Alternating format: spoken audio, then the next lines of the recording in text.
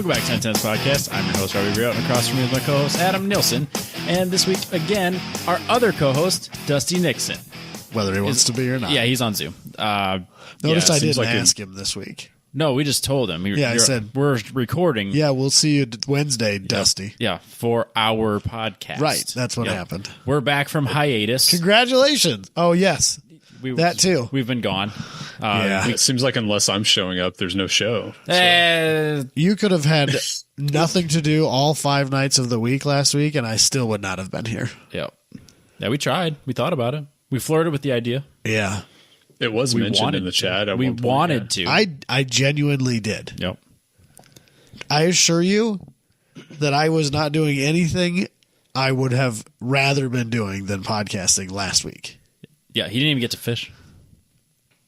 30 minutes ago, I was probably doing something I would rather have been doing than podcasting. He was last fishing. week. That's different. Totally different. So what we're getting at here is, as long as there's a pond next to the podcast recording setup, Adam is still on board with podcasting. That's accurate. You're not entirely wrong with that statement. So it does allow me to go fishing without Katie getting mad at me. We're going to rename this a Pondcast. He was going to come over here on Friday after I was already gone because I went home for Mother's Day. Yeah, originally we had discussed, I had told Katie, I had asked Katie, hey, do you care if I record on Friday? Before I even asked Robbie. And she was like, yeah, that's fine. But then Robbie told me, he's like, oh, I guess we could, but I was planning on going back home, and I was like, don't worry about it. We'll just skip again. And then I discussed possibly coming here to fish anyway. Yeah, she don't listen. She don't know. The only problem was, the main reason I didn't, well, actually, no, that's not true. The main reason I had decided not to was that I would have had to stay here until like 10 o'clock at night. Yeah, because you couldn't just do like for an hour and a half. Right, I can't just... Well, that's suspicious. Yeah, if I got home at like 8:30, she'd be like, what's up? Where were you really at? Right. But then I ended up being at work till 11:30 that night. It didn't fucking matter anyway. So we wouldn't have been able to do it anyways. Yeah, so whatever. Jeez. Wild. My job is dumb. Yeah. I don't have the crazy hours. Just the stress. Some of that going around lately. Happens. I actually like my job, though. Me too. It's the other crap that goes with it. No, I don't mind the people I work with, people I work for. Like I like my job. I just work a lot. That's the part of it that I was talking about. But that doesn't bother me, I guess. That's true. Gets you out of doing the podcast. I did tell my boss last week that if we had another week like this week, or like last week, this week, that I was quitting. Oh, yeah. And he was like, no, you're not. And I was like, yeah, you're right. You're lucky I'm only 50% serious. Hey, it happens. They never know it's going to happen until it actually happens. They just got to walk in and be like, by the way, I'm gone. Leave him with nothing. The thing is that like he knows I'm not going to leave because the only thing that would probably be better off for me money-wise would be, most likely anyway, would be doing it on my own, and I have no interest in that. You'd still end up working. You'd probably be working even worse hours then. Well, but then I also have to do all the things I don't like doing. Paperwork mostly, billing, stuff like that. I would do a lot of things for free if I was my own business owner, because I'd be like, I don't feel like billing this. I just don't care. It's not worth the paperwork. Right. Yeah. So we had a video guy at one point that decided he was going to go start his own media company, and then talked to him like a year later, and he was like, man, this is awesome, except that I don't actually just shoot videos anymore. Like I do 80% of my time is everything but just creating video content. Getting the gigs and then making sure you get paid. That's what you do 80% of your time. Yeah. It's like what you need is a business manager, but he also wasn't doing enough business to justify 2 people having salaries from said business. Right. So it was this. It's a double-edged sword. Yeah. So I went outside to go pack up the trailer, and Adam was so happy coming up We gotta talk about from the pond. He had his backpack on. He had 2 fishing poles in his backpack. He had 4 fishing poles in his hand. He was so pumped. Yeah. Caught 10 fish, he said. 10 or 12. I don't know. I didn't even count. I lost count. Yeah, that's how good of a day he was having. I'm at a point in life where I just want something to make me as happy as fishing makes Adam. Anything would be great. Just literally anything to make me that happy. Your kid does it? Some days? Well, okay. Well, Now that you're on it. Now Jen doesn't listen to this, let's be honest. so I do have kind of a fun, brief kid story Is it car related to turn this back around? No. It's not car related, but it is mechanical things related. Okay, I'm good with that. So we went to see her dad, who lives outside of Houston, and we went to the Johnson Space Center with him. He's 3.5 years old. So Saturday night before we went on Sunday morning, I showed him videos of like the Apollo 11 launch and like a space shuttle launch, and then a SpaceX like Falcon like going up and then coming back and landing. Just like generally explaining to him like, this one's the Apollo rocket, it goes to the moon. This one, like just giving him some like general stuff about each one. So we go to the Space Center the next day and we see the space shuttle, and he's like, "That's the space shuttle." And then we see they have an entire like was originally flight certified Saturn V rocket from the first stage all the way up to like the command module and all that stuff in a building laying on its side. And it's the most mind-boggling shit you've ever seen in your life. And he's blown away by that. And then ever since then, for 2 solid weeks, anytime he's talking about something, it's a rocket. It's not just a rocket. Oh, this is the Saturn V rocket. It goes to the moon. He's got a space shuttle Lego, and this is the space shuttle. It has the boosters that fall off and go back into the ocean, and it has a fuel tank that separates from it. This is the SpaceX rocket. It lands like mind-boggling. It's 3.5 years old, but like a sponge, man. Yeah, it's crazy. Yeah. So. Meanwhile, my daughter just won't stop wearing her Frozen dress. I would not do well with a daughter. That's all I got. I would have a hard time. She refuses to change out of it. I had to give her a bath yesterday so I could trick her out of it. Just to wash it. And I bet you she's wearing it today. Well, yeah, it's clean. Right. Why but she didn't choose to wear something else. She wore that. I guarantee it. Yep. So, yeah, my buddy Daniel that's come down to Super Lab, he has a daughter that's like, I guess like 8 now, and for like 5 or 6 Halloweens in a row she was Elsa, and then they finally changed it up and she was the other girl from Frozen. Kaylee has no idea. Like, she's probably watched Frozen, but like, it's not that it's the dress has Elsa on it. It's that it's a dress and it's blue. Yeah. It could be anything on the shirt. That's not the important part. She loves the dress. It's that, like, could another blue dress replace that? So yeah, probably. A rotation of blue dresses? Yes, probably. Okay. But she loves wearing dresses. My sister did that. It was sundresses all the time. I mean, she's like very into dresses. Interesting. So, I don't know. She's a girly girl. There's no doubt. Katie got her girly girl that she said she wanted, but I don't think she really did. Because apparently she doesn't know how to do anything girly girl at all. And my idea of trying to put up her ponytail with a vacuum cleaner was rejected. Seems fine. Why would... Well, everyone's seen that video. Yeah, I've seen it. Yeah. Well, Katie wouldn't let me try it, so. It seems like something you just do. I'm going to. Okay. I have every intention of it. All right. So if you have to make a call from the emergency room, I mean, it's whatever. It's fine. It's a vacuum. It could have been. I'm not going to use the carpet head. I'll take the hose out. I mean, it's not like there's anything in it to tangle her hair up. The hose is much longer than her hair. There's nothing that can go wrong. It's fine. You just and then roll the thing off. It's fine. Yeah. And kids are resilient. Yeah, they bounce. It's hair. It grows back. Yeah. It's fine. I wouldn't worry about it. I'm not going to. So I don't have any kid stories. All I got are Weird. I got wheel bearing stories. Wheel bearing stories. Yeah. On what vehicle? The Z. The Z? Because it's been 2 years, so it's time to replace boy. them. Why is that so hard? So Wait, are we going to do my opener that I actually did this time? no, we'll get to it. The opener happens after this. Oh, that's fair. We're only like we're like 10 minutes in. That's not time for the opener happens halfway through. You're right. it's been so long since It's he been did so an bad. opener, I'm he just so forgot it's out of. 35 I'm minutes out into of. the show. Out of sorts. Yeah, I don't even remember anymore. Okay. No, because the 350. But the Z's not here. How have you had wheel bearing problems? So the 350Z's wheel bearings are notoriously shitty. Yes. The front ones. So you replace the rears with 370Z axles and hubs. this was the GTR thing that E-Man lied to you about. Yeah. So the GTR, without replacing the spindles and the whole deal. Right. Like, so if you get 370Z axles and hubs in the rears, your issues go away.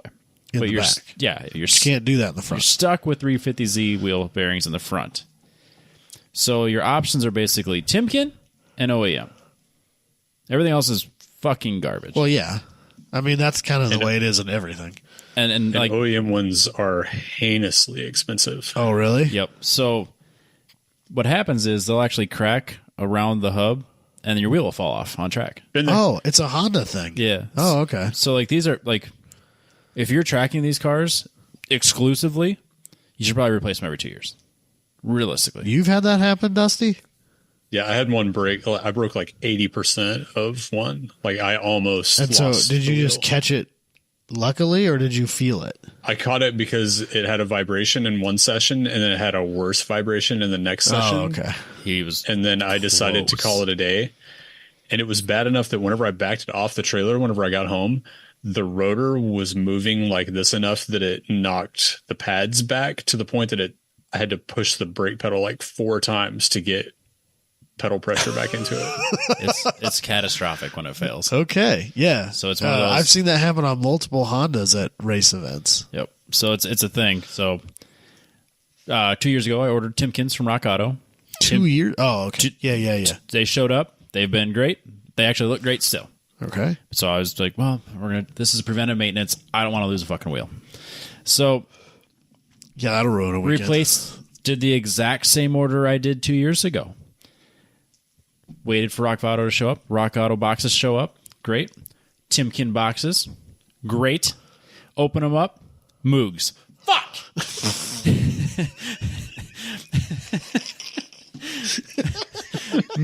Fucking. Why is that so funny to me?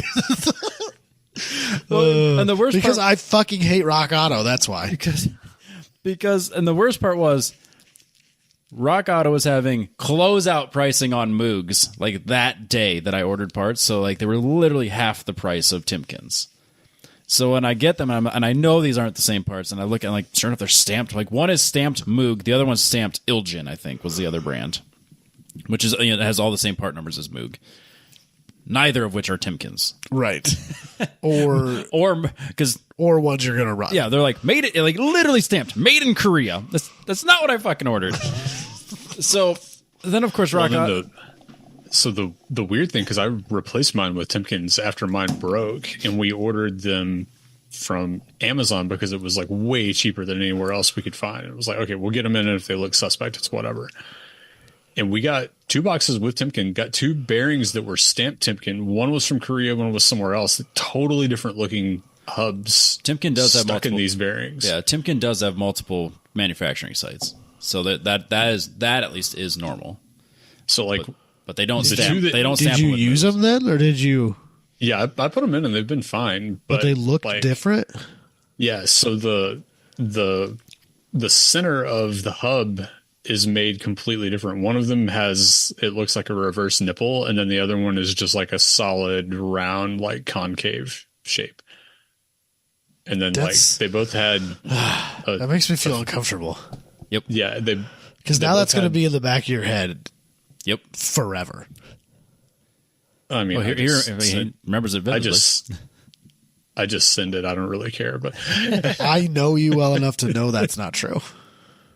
I mean, I put 5,000 miles on the car in the last Well, year. yeah, but I mean, on the every time you street, get on the and- He also takes the rotor off every time he takes the wheel off and checks. That's fair.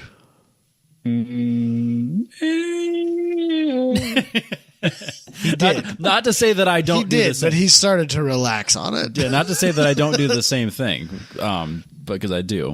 So, but Rock Auto does not have a phone number you can call. No. So They don't want you to call. Yeah, so you have to go online and you fill out the thing, and it's like, I can't remember exactly what it was, but basically it was like, did your order show up? And I was like, yes. Did it show up did the order you order show up, like the box show up? That's like, if I order Timkins, did a Timken box show up? Yes. Were the parts inside the box made for your vehicle? Not the same brand, Right. made for your vehicle. Yes. Yes. But then it immediately goes, well, then this should work just fine. And like it, And it kicks you out. so then I like, Thanks for your business. yeah, so I got like real ranty in my little comment section. It's like, no, I ordered Timkins and you sent me fucking Moogs.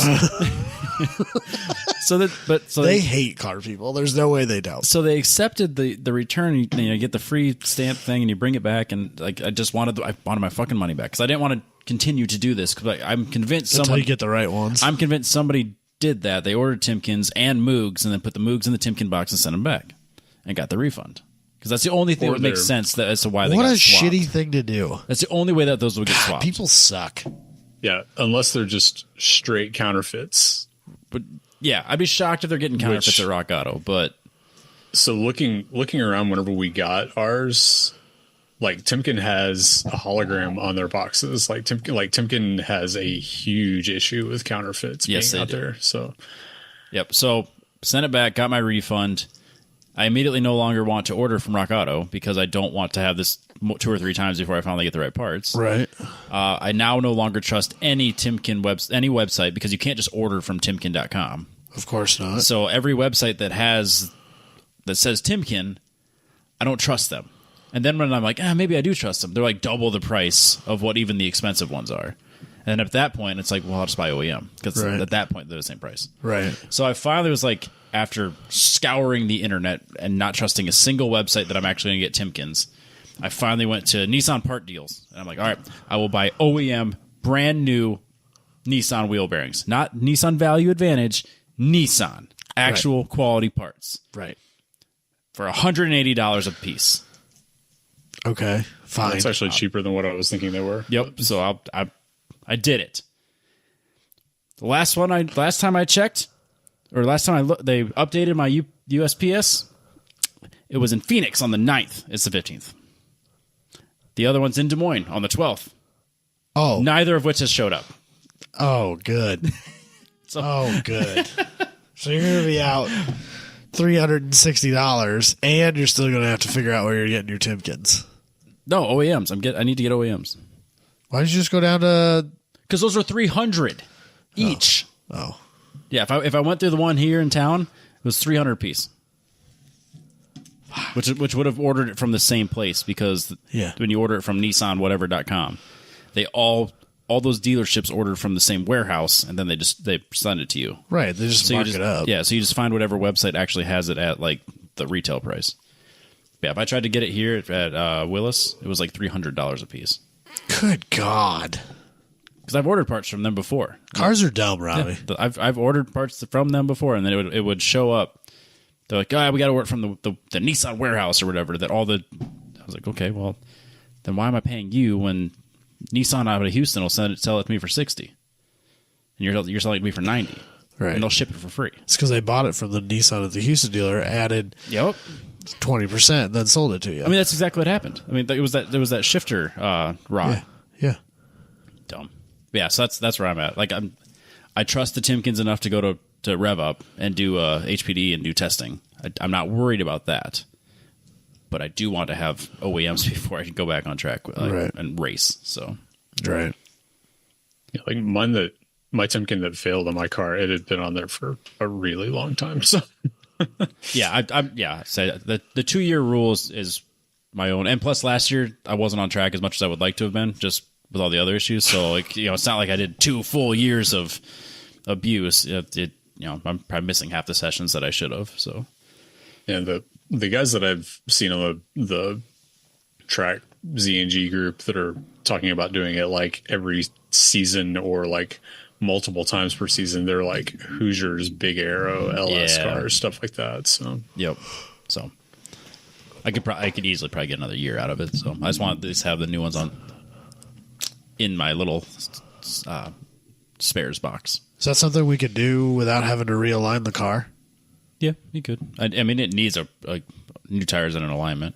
So like when it gets the new tires, I'll do the alignment. Right. So because I just didn't know if that was something we could do at the track and not have to realign the car when we're done. Yeah, we could. Easy enough. Yeah, you just have to pull the wheel and the brake off and pop 4 nuts. Okay, so it's not one of those where you got to take the whole damn thing out. No. Press the fucking... No, put it all back in there again. No, now it's all screwed up. Yeah, it'd be fine. Oh, okay. No. So yeah, now I have like 2 spares, these Timkins, and then if these ever show up, I'll have another brand new set. So, yeah, ready for rev up. Hell yeah. Because it's been tuned. It's been tuned. It makes all the Herspers. Yeah. In Joe's exact words, she fucking rips. For a basically stock VQ. It gained 20 torques going. 20? That's crazy. It gained 20 torques going to the Haltech. That's wild. Because it was able to control the VVTs way better. Right. So that's going to be so cool. Yep. And then he was doing all the flat foot shifting tuning and auto blip stuff today. Jeez. So like on his story, he goes, this thing's fucking nasty. All right. I'm excited. He's having too much fun. That's what my response was, is someone really enjoying themselves right now? Yeah. Actually, like working on cars and enjoying themselves. We can't have that. That's not allowed. This is crazy. That's not okay. We have to bring him down a notch. So, well, what's wild is for him to say that about this like mild VQ whenever he's tuning like big turbo Supras and all that other kind like of this stuff. is this is probably one of the lowest horsepower cars he's done in the last 6 months. Probably. Well, he had a brand new C8 in there today. Like he pulled mine off the dyno, pulled the C8 on, and then immediately got back on and put mine on. Huh. No, it'll be a good weekend because I picked up my ticket to Rev Up today. Head out to Dayton tomorrow. Wrap up whatever we're doing in the shop. Do some street tuning type stuff. We'll take it to Gingerman on Friday and test Saturday and Sunday. Shit, son. It's gonna be awesome. It's getting real now, boys. It's gonna be awesome. Wild. It's not too late, Adam. I'm not going to Rev Up. Yeah, it's not too late. You could go. Not going to Rev Up. It'd be awesome. I mean, yeah, it would be, but I'm not driving there myself, and I sure as hell ain't leaving with you tomorrow. Oh, you could. It's not too late. It is too late. I can't just leave work like that. Sure you can. That's the best part. No, I really can't. Actually, it's just going to be me and the Kanakary. My PTO could absolutely be denied for that. What are they going to do? Fire you? You'll be fine. No. You'll be fine. No, they're not. That's definitely not going to happen. But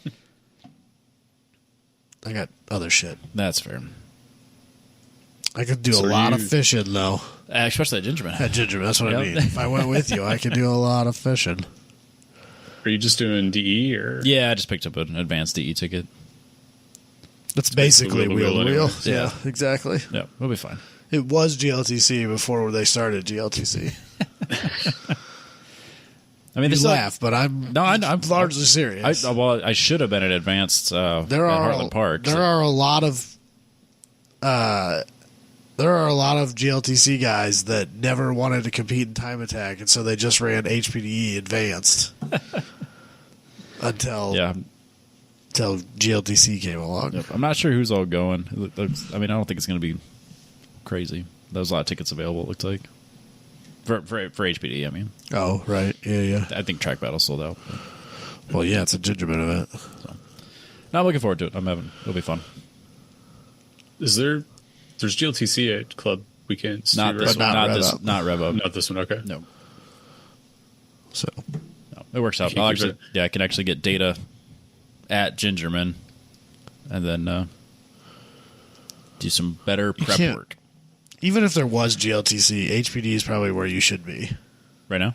Yeah, for this weekend. Yeah, for sure. I wouldn't even want to, because you wouldn't be able to do anything testing wise if you were out there. It's not ready to be raced. It's ready for it to be tested. Right.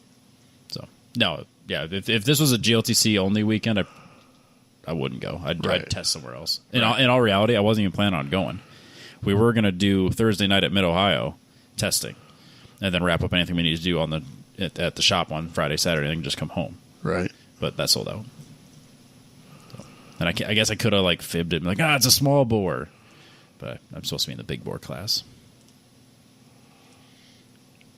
They have it broken out at Mid Ohio. Like an HPDE event? Yeah, they have it broken out on the test and tune as small bore and big bore. So the Z falls into big bore because it's based on SCCA classing. Yeah. Because it makes sense to have a stock powered 350Z out there with a bunch of GT3s and GT1s. Z06s. That's why I should have been like, it's a 3.1 liter. So, whatever. Just put me in the, I think it was like, what, T3, 4? But yeah, whatever the lower class was. Yeah. But, yeah. Oh, well. Now I get to go to Gingerman. That's probably better for test and tune because you've been there. Yeah. I mean, I bought Mid Ohio on iRacing, and then I've done a bunch of laps on there just to familiarize myself with it. Right. For just in case we were doing that. I think that's one of those tracks that's really hard to. I mean, obviously, you know where to turn and stuff like that. Yeah, but with as much elevation change and things like that as there is, that's. Yeah, it helps a lot. Like, I'm sure it does, but still. Yeah. I'd still be learning it like the whole time I was there. Yeah, trying to learn a track and tune a car at the same time sucks. Yep. It just sucks. That's why it's hard to fine tune an autocross car. Oh, for sure. Yeah, it's a little bit different because it's not as risk dependent. Yeah, that's fair. It's fine. No one's ever crashed a car at Mid Ohio. To go fast at Mid Ohio, like you got to be ballsy in some places. You don't have to go fast to test. Yeah, sure you do. Red Mist? 10-10. Yeah, just 10-10's podcast, buddy. Yeah. We are 10-10's podcast. We're not 6-10's podcast, as we should be. Exactly. So. No, he ran into a few like minor issues as he was working on it, some wiring stuff, like the wires like on the fan kind of gave out, so we had to fix that. But yeah, seriously, no major issues showed up. That's how it should go. Yep, it was pretty awesome. That's how you should deliver your car to your tutor. But as any mechanic or tuner will tell you, all cars are pieces of shit. Well, I mean, so even when you spend all winter getting it ready and you've remote tuned it multiple times and you're convinced it's ready, right? You always find something. Well, I mean, cars are dumb, difficult. Yeah. So nothing will out the weak points of a car, like putting it in someone else's hands and just saying, like, "Here, take this." Yep. Or driving halfway across the country and spending thousands of dollars to race it in something. But or putting it on a dyno, testing it for weeks, tuning it, fine tuning it, having it perfect, showing up at Road America and having it drive like shit. Yeah, that was a bad weekend. Then you go buy an Haltech for a bunch of people. Yeah. Yeah, the good news is that money fixes all of these problems. Yeah, all your problems can be solved with more money. Yeah, which I'm running out of quickly. No catastrophic anything, please. Nothing. I can't do it. I'm not going to say anything. I'm not going to be that guy. Please don't. I believe in you, Robbie. Appreciate How about that? Appreciate it. I told him the other day, I am so cautiously optimistic for you. Yeah, that's fair. Yep, same. Very much. Very much the same. Man, it's gonna be cool though. Yeah, I'm excited. Really excited. It should be really interesting to see how much better the car is. I want to hear about this flat shifting thing. If you go to Joe's Facebook page right now, you can hear it. It's nasty. Quote unquote. And it's a pretty accurate description. Shit's wild. Dusty is going to end up buying one of these for his street car. That ECU Tech thing has one of the tunes has a flat shifting option in it, yep. But it still scares me a little bit. Is it the Burble tune? No, I think that one would do it too, but yeah, I think the flat shifting might have been included on just a level 1. Yeah, it should be just the performance one. Because the uprev could do it, but it doesn't do it the way the Haltech does. Yeah. The Haltech has all the controls and all of the extra. You don't even have the fancy one. Yeah, I do. You don't have a Nexus, do you? Yeah, you bought I do. a Nexus? Jesus Christ, I forgot you bought a Nexus. I had to wire it myself. Of course, for some reason in my head, I thought you had a 1500. No, man. You think everyone has the R3 except me? I have the R3. It does all of the things, Adam. You're fucking wild, Robbie. Yeah, I know. I forgot you bought a fancy one. Yeah, I bought the fancy one. I had to make the harness myself. The whole thing, man. You were there. You saw it. I knew you needed the harness, but I just figured that no one made a harness for a 1500 in my head. Yeah, they do. Everyone makes that. Oh, okay. Buy it for like $1,500. Would have been plug and play. That's why they call it the 1500. Yeah, it'd been plug and play, man. It'd be fucking cake. I don't know, Robbie. Except you wouldn't have been able to pair all that extra crap out of the wiring harness. That's fair. Yeah, yeah. The R3 controls all of the things, all of the best ways. And then I got traction control, all that shit. I know, Robbie. It's fucking awesome. I know, Robbie. Team Nanny. Yep. Can't beat them, join them. It's the name of the game in GLTC. Yep. When are you going to buy your quick change? Actually, real talk. I would, for the same money, I'd be better off getting 3 different differential setups and just hot swapping the pumpkins. Yeah. It takes no time at all. That's not nearly as cool, though. I didn't say it was cool, but it'd be way cheaper. Yeah, but quick change. Well, and the Z, the gear ratios in the CD transmissions are not ideal. Even if you're changing the gear ratios in the rear, like OS Geiken makes a close gear set. It's $3,800. That's not that bad. I mean, that's not that. Considering Dalton spent $20,000 on a sequential, $3,800 doesn't seem that outrageous. Yeah, but it's just a gear set. You have to like fucking install it yourself. Well, that's the way that's the way you wanted it, Robbie. If you had an option between a $4,500 transmission pre-installed and a $3,800 gear set, you had to put it yourself. No, at that price range, absolutely bullshit. You would have bought the $3,800. No fucking way. Not at this point, man. I would absolutely pay for the full assembled one if the prices were that close. Man. You've changed. Let's be real. He would be finding a used one on Marketplace in a box with no labels and half the hardware missing. And I'd make it work for $2,400. Nah, for $1,200. I've had some good luck on Marketplace finds. Find an OS Geiken set. That's got to be a really hard thing to find. Someone was asking for one the other day. On that's got to be a hard thing to find because like 3 people have it. Right, the people who have it are like, yeah, I'm not selling this ever. No, you don't buy that by accident. Right. I didn't even realize that existed. That's how kind of obscure it is. So. Nope. No, because even stumbling onto my Tomy LSD was kind of surprising.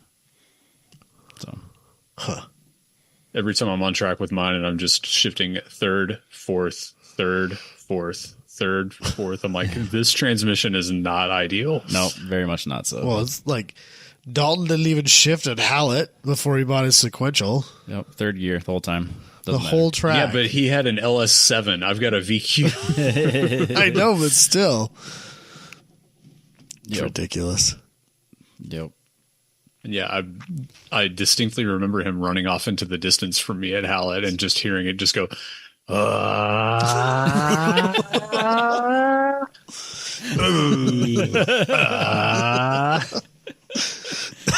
Yep.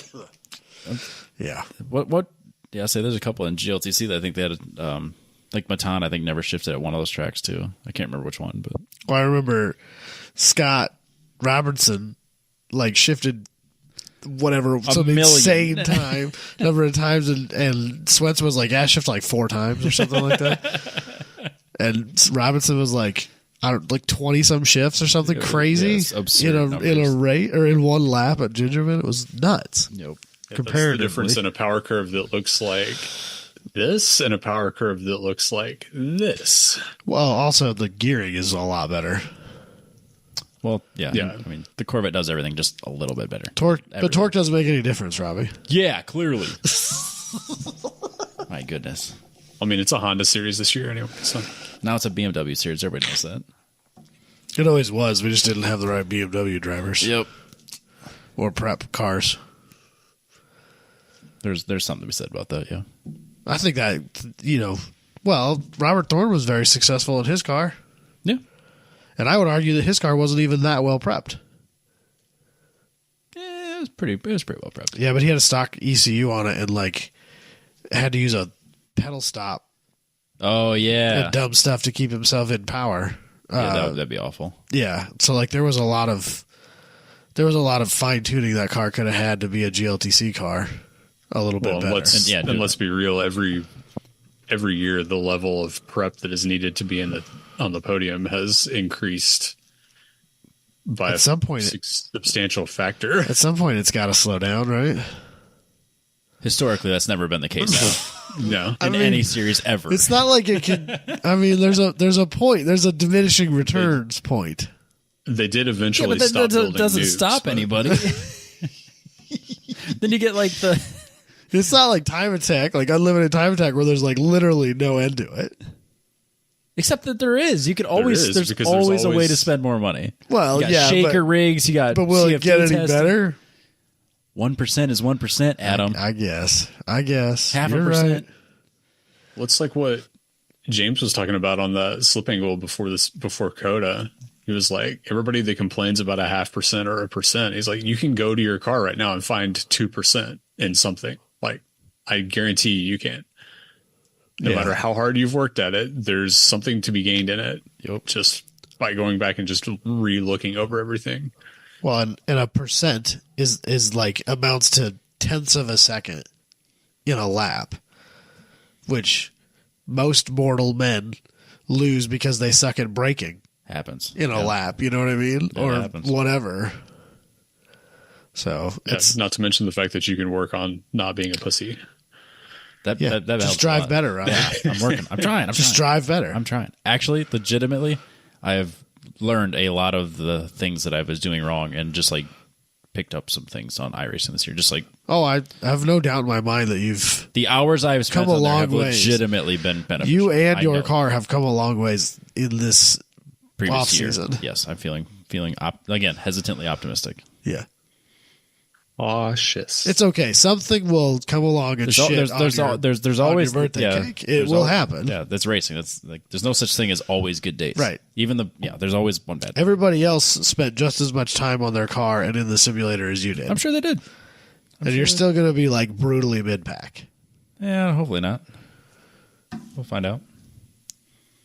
I hope not. I genuinely hope not. I hope not. But I don't know. We start finding out this weekend. Yeah. Buy Robbie's shirt. I think it's too late for that. It will be because I'll order them this weekend. But okay. Yeah, I don't know. I posted on enough shit. If they haven't seen it, that's their own fault. That's fair. Anyways, about time we open this up. Should we do it? I mean, why not? Man, so feels like old times. What is it? Brought to you by Factor Fabrication. Factor Fabrication. Apex Pro. I don't even know who anymore. All of them. Yep. Yeah. Petrolbox. MyPetrolbox.com. Titan Use the code tanks. TTP15. Get 15% off that first box. MyPetrolbox.com. So a couple of weeks ago, there was something floating around about the Oldsmobile Bravada Indy 500 pace car edition. Yeah, the car everybody wanted. Which I don't know that I even knew that was a thing. That it was an Indy car or Indy pace car? That was an Indy pace car. No, I never would have guessed that. I would have never guessed. That's an awful one.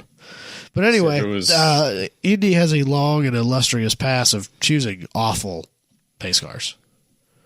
Well, it depends on which manufacturers have cars in the race, and it depends on which manufacturers are sponsoring the race to who. So Chevy determines seems what the to pace car is. often be, Sure. because I know way back in the day they had first gen Camaros and stuff like that were Indy pace cars, and those cars make sense. That's fine. I don't have any problem with those cars, and some of the newer ones even too. But so I did some quick Googling and I found this list of the 10 worst Indy 500 pace cars of all time, and there's some real rough ones in here, and it's kind of funny to me. So we're gonna go through it. All right. First up, 2003, the pinnacle of design in 2003, the Chevrolet SSR. When that came out, I mean, I'm not surprised that was the pace car. No, it makes sense, unfortunately. I don't know if the flame job that's on the particular one we have on the screen right now was part of the package. I kind of hope I would not. assume that what they part of me hopes sold, it's not, but part of me deeply hopes that it was part of it, actually. Yeah, I would assume that what got sold looked pretty much like that, and it's got because it's a traditional hot rod updated, it's got a traditional hot rod updated ghost flame job on it. Yeah. Yikes. So you could get these with like an LS2 or an LS3 and a 6-speed. Yep, I knew that. They are rear wheel drive. Yeah, it's basically a Trailblazer underneath. Yeah, so you could basically get a Trailblazer SS convertible is essentially what that was. I mean, you can't just do a Corvette every year. I mean, you can. I mean, you should. I mean, what else are you going to do? But no, you shouldn't. They've done it a lot of years. Yeah, they've done it a shockingly large number. Notice McLaren's an IndyCar, and they've never had an IndyCar pace car edition. that'd be way better.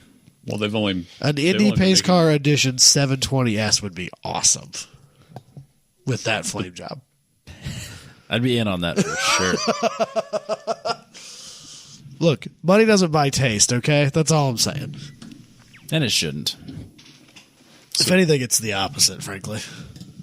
To get technical about this, it's generally who's manufacturing the engines that ends up which having the McLaren pace car. So just has a car.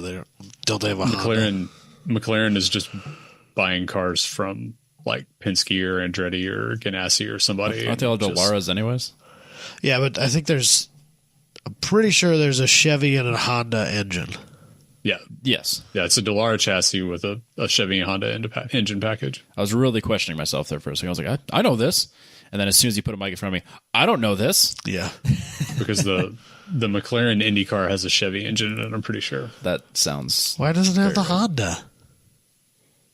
Because they went with whatever team could give them the best package to come in and just write their name on the side of a car and win. And they have been, I don't know how many races they've won, but they've been reasonably competitive overall.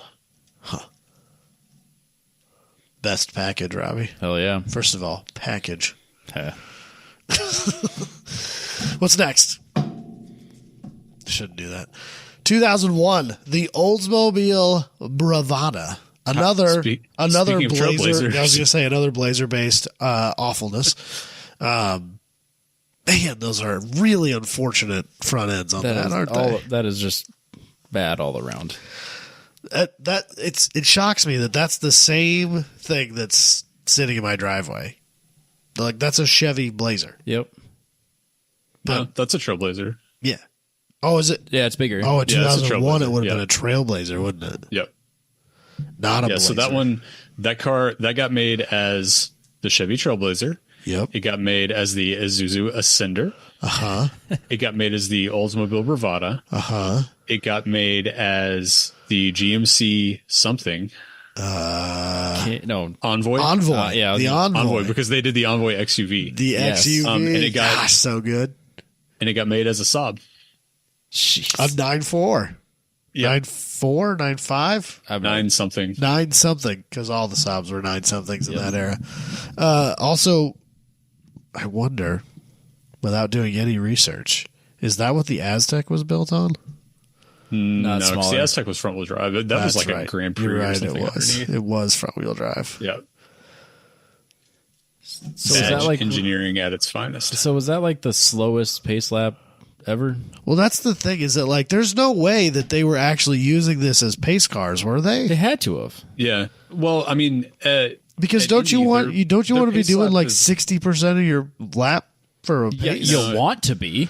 Doesn't mean you get to. Well, none of those fucking cars are doing 60% of 230.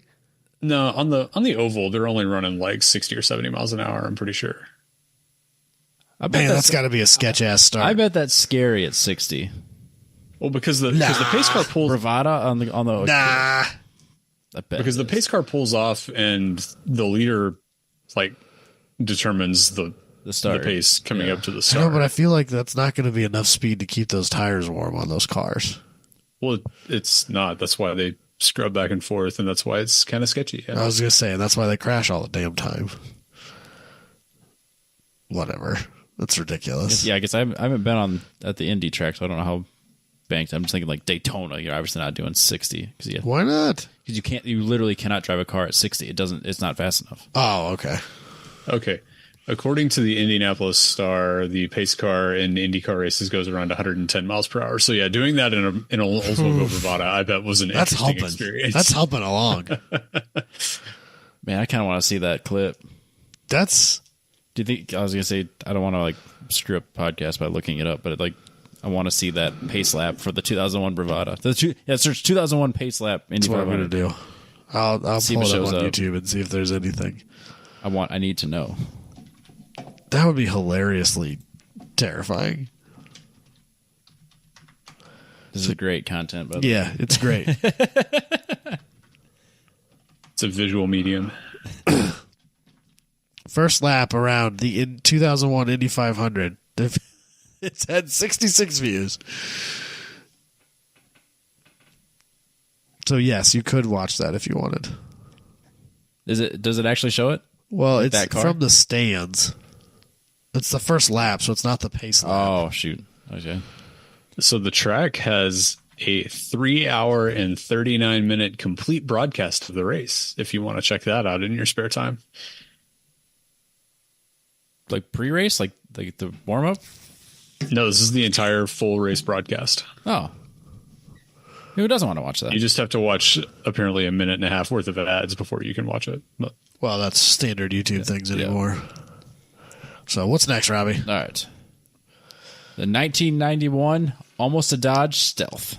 What do you mean almost? It says it So right there. was it Almost- not- I know almost- that's what it says, but so does that mean that they It was all set, and then they took it away. but under those Dodge badges lies a Mitsubishi GTO or yeah, duh. Everybody knows that.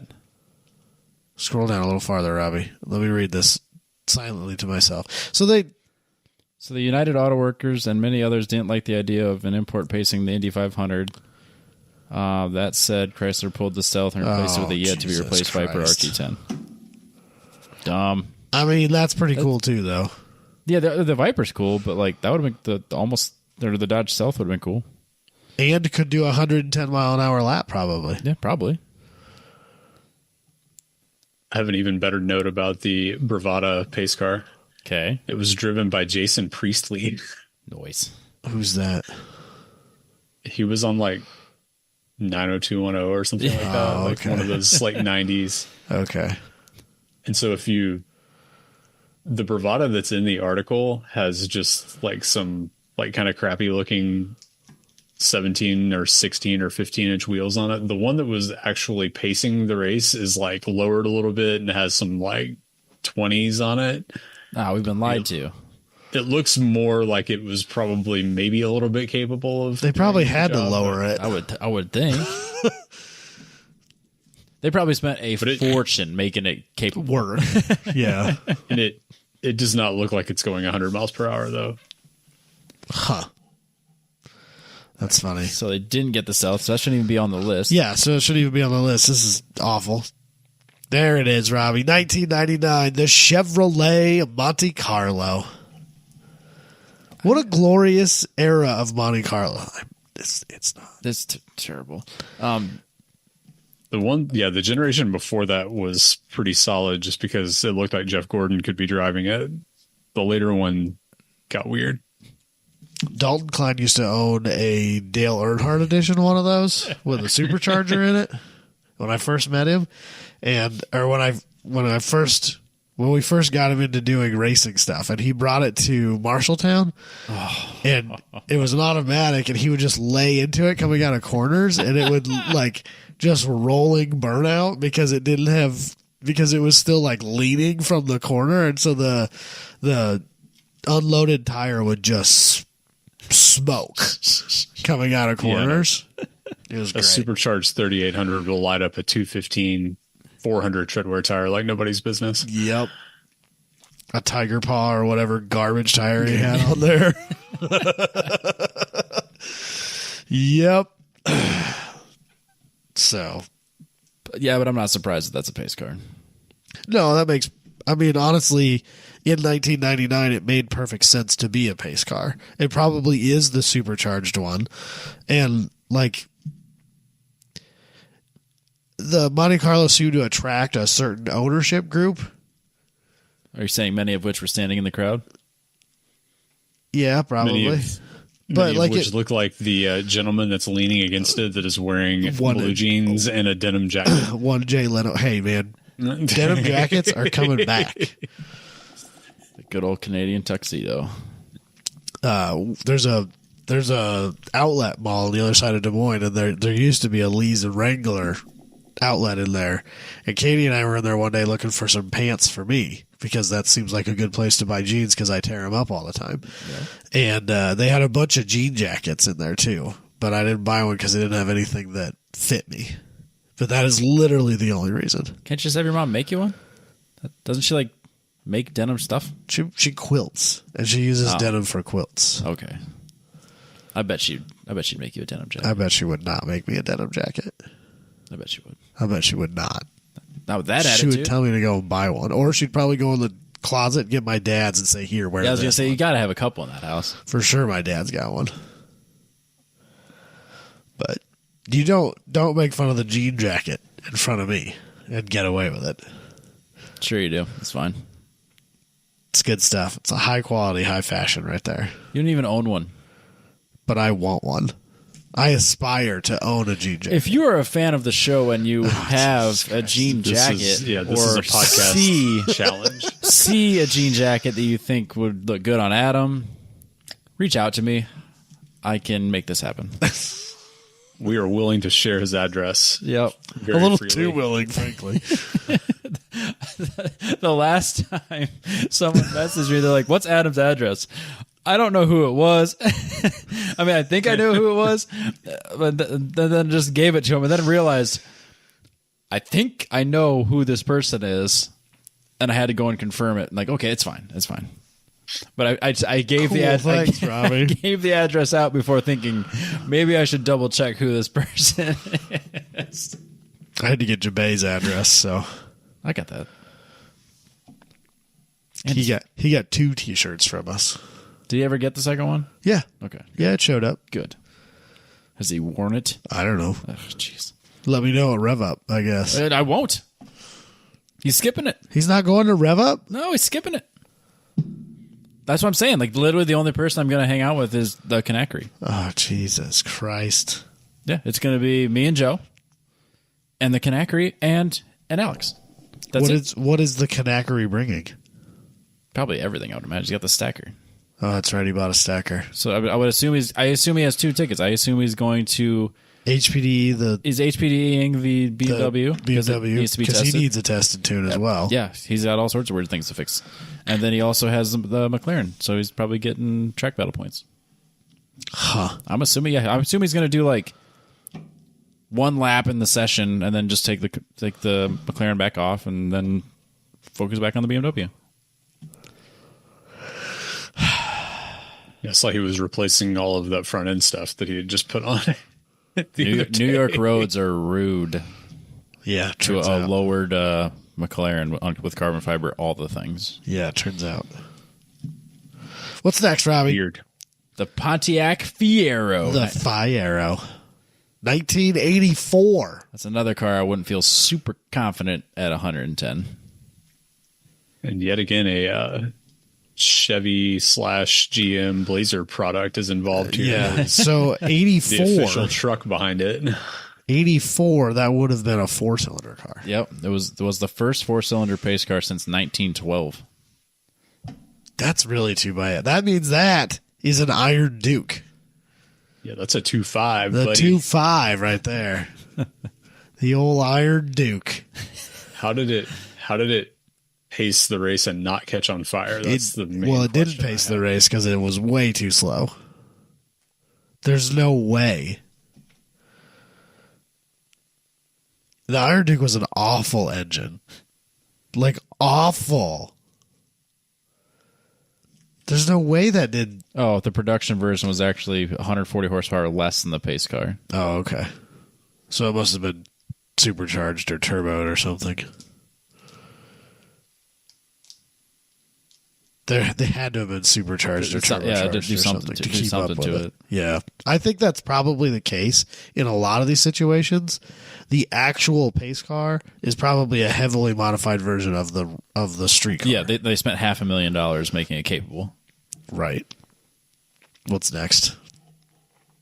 The Corvette. Well, I mean, but the C4 Corvette, Robbie, Yeah, but 1986 Chevrolet not just this, Corvette. Yeah, not the early C4, like 2 years after they didn't make a car, or 3 years after they didn't make a car because it was so bad. It's not that bad. It kind of is. The ZR1 was pretty cool. Dual overhead cam, Lotus motor. They didn't put the right wheels on it, though.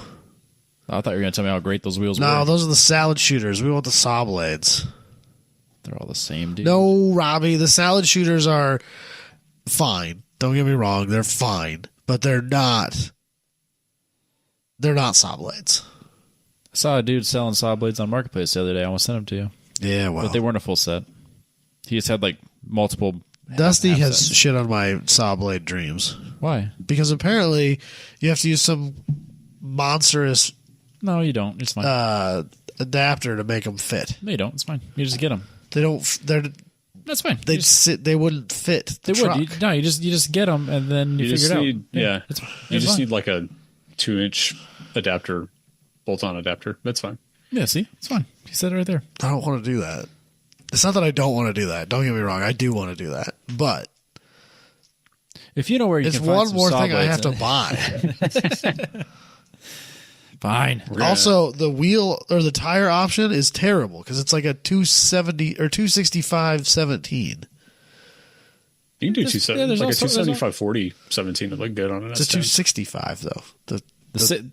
you could do Or no, yeah. sorry, it's a 16. Oh, It's a yeah, 16. that's where it gets challenging. Yeah, and factory it's a 265 series 16. Jeez. So there's like a tire for that, Yeah, and it sucks. and it costs $11 billion because like the only people that buy them are Corvette owners. Yeah, because it goes Saw on one blades- car. Saw blades are 17s. Are they? Yeah. Oh. It's like a 17 by 8 or 9. Nah, you can put some RT660s on there. You'll be fine. Oh, okay. Well, that's not so bad then. Yeah. 275 40 on that thing on an S10 and be money. Oh yeah. And they'll easily clear because there's so much room under those trucks. It's ridiculous. See, you already talked yourself into it. I've talked myself into it a long time ago. It's Dusty that talked me out of it He's by back. telling me that they won't fucking fit without buying adapters. He's back in. The adapters are cheap. They're not. I was just though. giving you the game plan. I'm not wasn't talking bad buying about cheap it. ones. They only make the one, and it's cheap. It's fine. I'm not buying cheap adapters. It's like buying cheap It's wheel like bearings. it's It like doesn't work buying out. Moog. It's like putting Moogs on your 350, your track 350Z. When you want Timkins. Yeah, I know. Right? Yeah. It's just not what I'm doing. Or worse, Ilgen. Ilgens. Yeah. Which are just It's just rebranded it's Moog. just a 2 3/4 wheel adapter according to this S10 forum post. That's not that scary. 2 3/4. 2 3/4. At least it's a solid chunk of aluminum, right?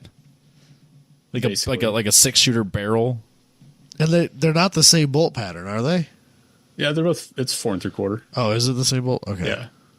For some reason, I had it in my head that you had said they're not the same bolt pattern either. It's just an offset spacer. Yes, it's an offset spacer. It's not an adapter. Yeah, because that's a fucking flat wheel. It's a Well, to get that much adapter, to get that much spacer, you have to have an adapter that bolts on, and then it's got the sides built into it. Yeah. But if they're the same bolt pattern. Yeah, they're both 120. But yes, that's just to get it out where it belongs. You know what, Robbie. Adam? If you probably could just bolt it, Sure. but then they're going to stick in Yeah, you don't want 2 that. 3/4 inches. Yeah, you don't want that. I don't know if it would clear the brakes. If the wheel had the offset, that's the equivalent of having that barrel there anyways. It's fine. Yeah, I mean, like I had a set of. It's fine. honestly, like people do give wheel space to a certain extent. Give wheel spacers a bad rap. Oh yeah, for sure. That's probably not justified. It's like fine.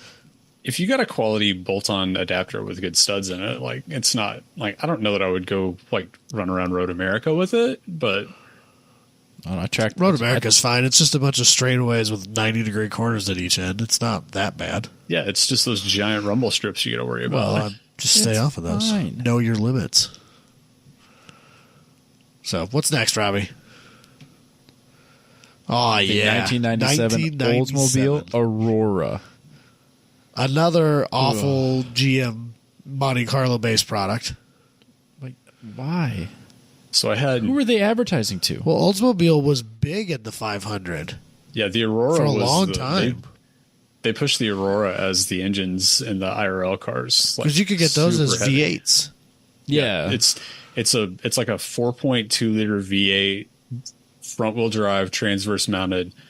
I drove one of those that was like, I did some work for the company my mom worked for, and it was like the owner's like mom's car or something. The craziest feeling torque steer, weird, angry bastard of a car. Yeah, I've driven a few. They're weird for sure. And it was basically it just felt like a Grand Prix on the inside, but like whenever you match the gas, it just went, oh. Probably some front wheel drive derivative of a 4L60. Yeah, probably. So Yeah, I would assume so. An awful transmission. I think that they're basically a North Star, probably. That would have been Yeah, at that time. Yeah. So an awful engine. Yeah, it's a 4-liter V8. So yeah, there's nothing good about that. They don't look good. No, it's just a car. I wonder what like they did to that one to make it work. Well, the V8 it might have enough power to do it. Just because it has a V8 doesn't mean it. it makes a lot of power, Robbie. What makes enough power? So yeah, stock they made 250 horsepower and 260 foot-pounds of torque. So Okay, well that's better than the 84 Fiero, I guess. Yeah. I mean, I wouldn't count that one out of hitting 110 miles an hour. I suppose. Hey, just so like suspension and brakes and tires, you'll be fine. So Hyundai or Kia has one of the electric Ioniqs now that looks like a blown up version of this car in a really weird way. It's that like fish kind of melted noticed that, I bar guess. of soap profile. Yeah. What's it called? Ioniq? Ioniq. It's one of the Ioniqs. Hyundai. Hyundai. That's not it. Which one is it? The Ioniq 6? Ioniq 6. Yeah, the Ioniq 6. Look at that thing and see if you see an Oldsmobile Aurora. Okay. Yeah, I mean, I see a fish. I agree. I see a fish they as both well. look like Yeah. fish. Yeah, for sure. That's unfortunate. Yeah. Yeah, that is just a really ugly car. Granted, this is a rendering, but yeah, that is not great. And I see I a see fish. it. I see the Aurora too, though. I see where you're coming from He's not wrong with at that all. overall like bubble shape. That's weird. That's not good. Why do they have to make electric cars bad? I see. Because you have to rub it in everybody's face that you're driving an electric car. Oh, this is it's even worse than When it's not a rendering. when it's not a rendering. Ugh. The back end is awful. It's like That's got some like last gen Eclipse taillights on it. I was thinking the same thing. Where like it almost looks like they took. And it looks like a Beetle in the back. I was gonna say the Audi TT. Yep, I can see that too. Yeah. I mean, that's just a chop top Beetle. Yep. So The little wing on the back kind of gives it a Yep. like. What if a 911 was like a people mover? they make that. It's called the Panamera. It's a wonderful Basically, everything from the rear door back doesn't match the front of the car. It's too small. It's like somebody else. It's drew like it. 3/4 scale, and the rest of the car is full scale. It's like someone else drew it. Yeah, like It someone kinda looks started. like At a Korean Citroen. someone at the back started with their design and met the in the top middle. of the trunk. The farthest back leading edge of the trunk lid is lower than the hood line, Yes, and that's not right. That's unfortunate. Also, Hyundai makes a bunch of really awful wheels. yeah, that's kind of like the thing right now. Everyone's just Makes awful terrible wheels. wheels. You're Yeah. not wrong. That's fair. Yeah, It's like if it's an electric car, it has to have shit wheels and terrible bumpers. People love those dumb Tesla wheels. I know they do. I'm in this Facebook group that's like OEM wheels on other cars, and that's a real hot ticket. Is putting those stupid With aero the- disc Yeah, the ones with the Tesla. covers on them. Yeah, Tesla wheels on cars. What's funny is the wheel behind that actually looks pretty good. Yeah, the wheel. And I like turbo fans and stuff like that, but they didn't do it well at all. So I saw an S14 with what were they? Some Porsche wheels, like a 996. Yeah, They put those wheels on an S14. It kind of worked. yeah. Not as bad as this. No, All right, let's wrap. man, I'm tired, Robbie. Fishing really takes it out of you, man. It does. Especially when they're biting. Oof. So much excitement. All right, now we're getting to the old cars. 1962, the Studebaker Lark. So this would have been the time when they had dangerously fast Indy cars. Yeah. And this is not a dangerously... Well, I mean, I guess a 210 horsepower with a little, Probably weighs like nothing. 11 pounds. Yeah. This is probably equally dangerous. And it's a convertible, so. With zero rollover protection. Because that windshield's not doing anything. It was supposed to be the Avanti, which you could get. One of the Avanti packages was like the most powerful car you could buy at the time. Jeez. Because you get it with a Pro Charger on them. Or a centrifugal style supercharger on them. Interesting. Instead of. That seems like more than enough horsepower for that little convertible. Yeah, that seems like way more than you need. That's like to me, that's a cruiser. That's not even a performance car. I wouldn't want to try to drive it. 210 horsepower has got to be a lot in that car. For sure. Yeah. Do you remember the Avanti? Dusty? Yes. How awful it looks? Unless you turn it into a land speed car. I don't know that I've ever seen Or no, that wait a one. minute. I'm thinking of the like earlier Larks, not the Avanti. Oh, okay. Yeah, the Avantis are weird. Yeah, very weird. My dad had one that he did some work on for a while that had the supercharger on it. And they were like supposed to be pretty hot cars. Sure. A blow-through carburetor? Can't imagine that works Yeah. well. Was it No, I just was said it it, forget blow through or Huh? was it blow through or was it one where the like No, because it had a centrifugal supercharger on it. yeah, but there was some of them where the intake pipe would go in under the carburetor and it would draw through Nope. the carburetor. Nope, this was top mounted. Okay. Definitely top mounted. It's just Avanti. Lark is a different car. Damn it. Okay. My bad. Ugh. Yep, there it is right there in all of its glory, Robbie. They're awful. What a weird Very strange. But like time for car fiberglass. design. Nah, for real? Yeah. And like surprisingly light. They were fast. The supercharged ones. I mean, I believe it. But man, what a weird car. Yeah.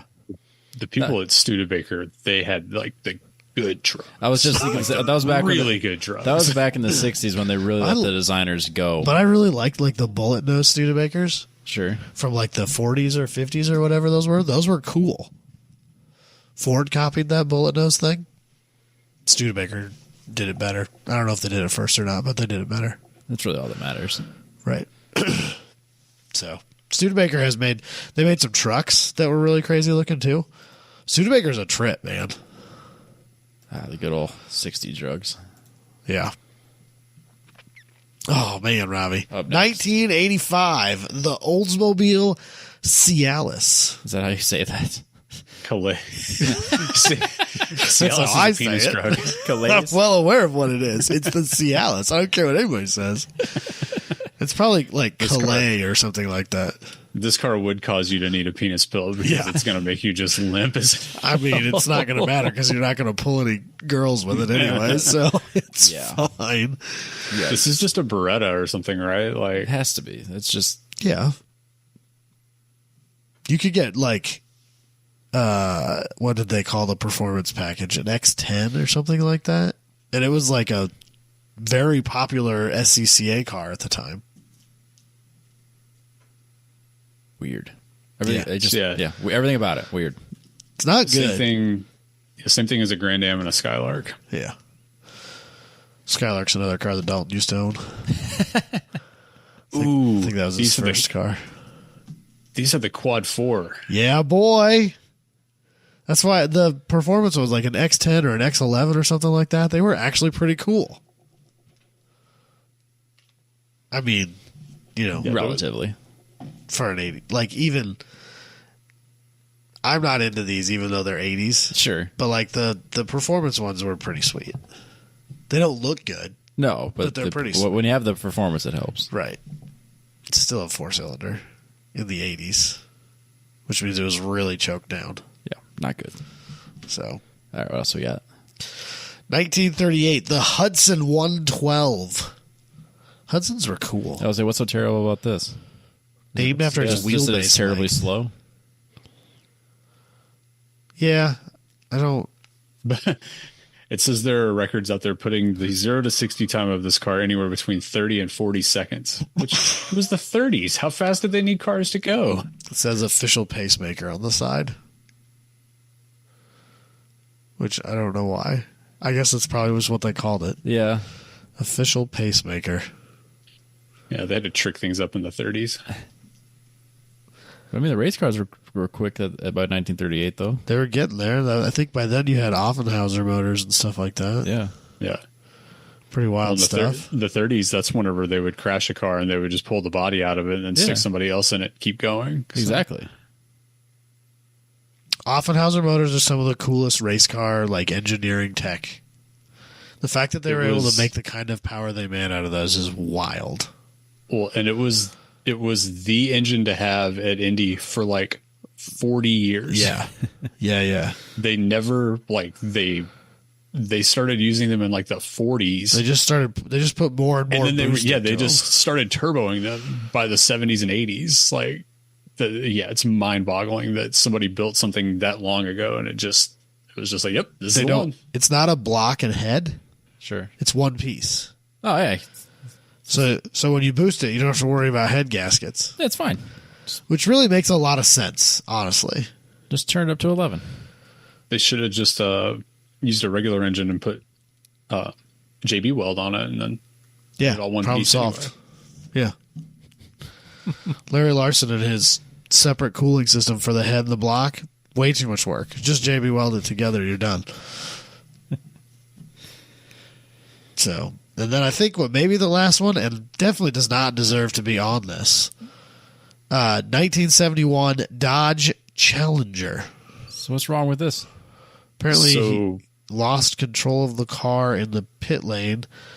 Yes. So go do a search for Injured 1971 Indy pace car crash. Oof. It was a local dealer driving it, and he went 120 miles an hour down the pit lane and never slowed down, and it took out a scaffolding with a whole bunch of people standing on it. Oh, my God. Yeah. At the end of the pit lane, I don't know if he just jammed the brakes or what, but it just turned sideways and just mows through the bottom of a big platform with a bunch of people on it. Holy shit. No, I did not know that. That's crazy. It says 20 people were injured. So I guess that's... Yeah, I don't know how it didn't kill anybody. That's good, I guess. So. Oof. Weird. Talk about ending on a low note.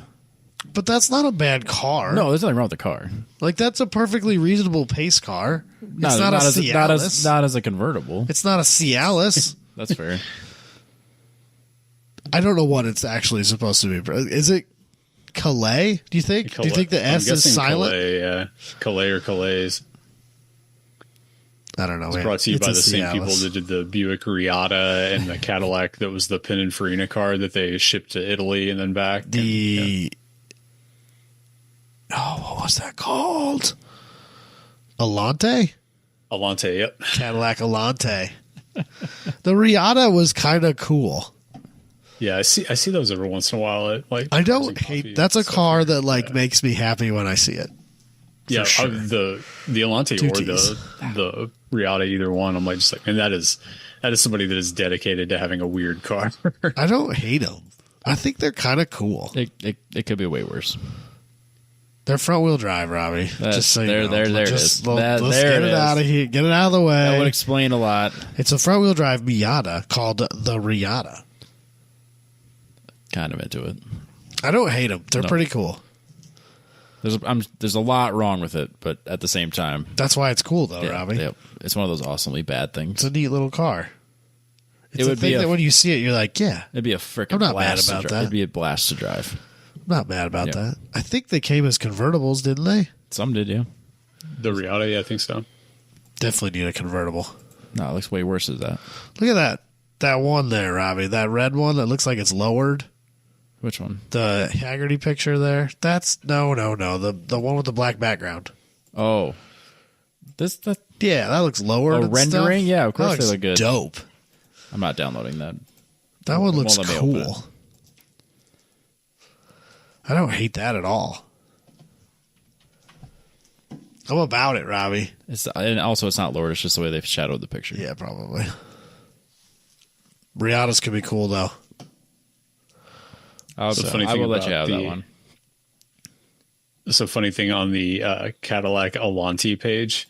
It lists its successor as the Cadillac XLR. That's a bit of a stretch. What a weird little car that was, too. What is in that? Is that a North Star?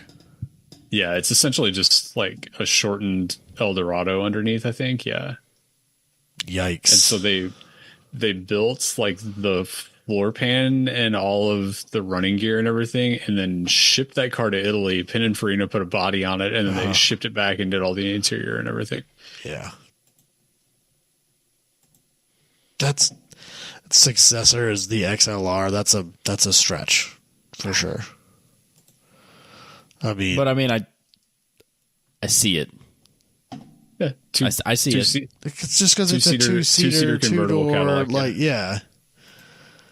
I mean, doomed to failure. Yeah, they've got a lot of things. in common. There's a lot going on there the that makes XLRs were cool.